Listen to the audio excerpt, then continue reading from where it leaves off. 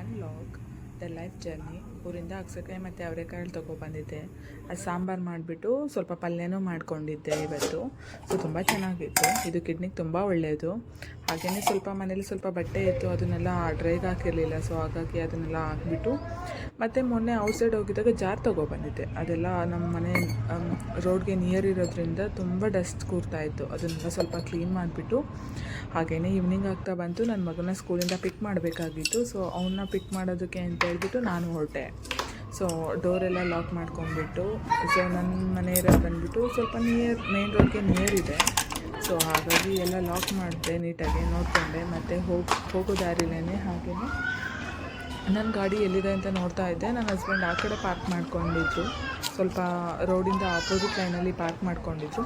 ಸರಿ ಅಂತ ಹೇಳ್ಬಿಟ್ಟು ನಾನು ಅಲ್ಲಿಂದ ಹೊರಟು ನನ್ನ ಮಗ ಅಂದರೆ ನನ್ನ ಮಗ ಅವನ್ನ ಪಿಕ್ ಮಾಡಿಕೊಂಡು ಕರ್ಕೊಂಡು ಬಂದೆ ಸ್ಕೂಲಿಂದ. ಚಲೋ ಅವನು ತುಂಬ ಅಲ್ಲಿ ಹಠ ಮಾಡ್ತಾಯಿದ್ದ ಸ್ಕೂಲ್ ಹತ್ರ. ಮಮ್ಮಿ ನನಗೆ